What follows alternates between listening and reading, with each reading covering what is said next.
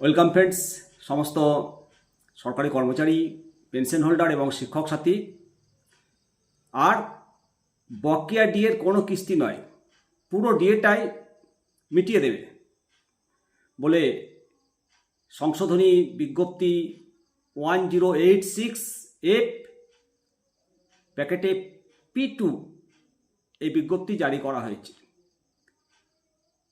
এর আগে 13ই মার্চ 2026 তারিখের যে বিজ্ঞপ্তি প্রকাশ হয়েছিল 996F ব্র্যাকেটে P2 এবং 997F ব্র্যাকেটে P2, এই বিজ্ঞপ্তিতে সরকার জানিয়েছিল যে জানুয়ারি 2016 থেকে ডিসেম্বর 2019-এর এআইসিপিআই নির্ভর ডিএ দুটো কিস্তিতে প্রদান করবে।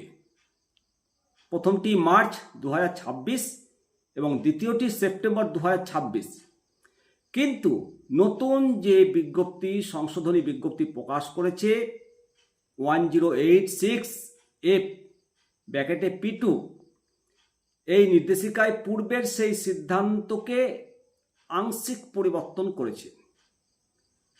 এই নির্দেশ অনুসারে ইন সার্ভিস এবং রিটায়ার্ড কর্মচারী, ফ্যামিলি পেনশন হোল্ডারগণ এবং মৃত কর্মীদের ক্ষেত্রে ডিএ ডিআর 100% এককালীন 31শে মার্চের মধ্যে মাননীয় সুপ্রিম কোর্টের 5ই ফেব্রুয়ারি 2026 যে রায় এসএলপি সিভিল নাম্বার 22628 আর একটা 22630/2022, এই রায়ের ভিত্তিতে বকেয়া প্রদানের প্রক্রিয়া শুরু করা হয়েছে বলে সংবাদ মাধ্যম থেকে জানতে পারা যাচ্ছে।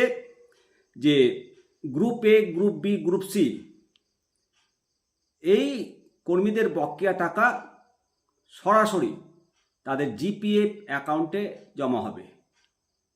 জমার তারিখ থেকে 2 বছর পূরণ না হওয়া পর্যন্ত এই টাকা অ্যাডভান্স বা ফাইনাল পেমেন্ট বলে গণ্য করা যাবে না। তবে অবসর বা মৃত্যু বা পদত্যাগের ক্ষেত্রে এই নিয়মটা শিথিলযোগ্য। আর ইন সার্ভিস গ্রুপ ডি কর্মচারী, বর্তমান পেনশনার এবং ফ্যামিলি পেনশনারদের বকেয়া টাকা নগদে তাদের অ্যাকাউন্টে জমা হবে।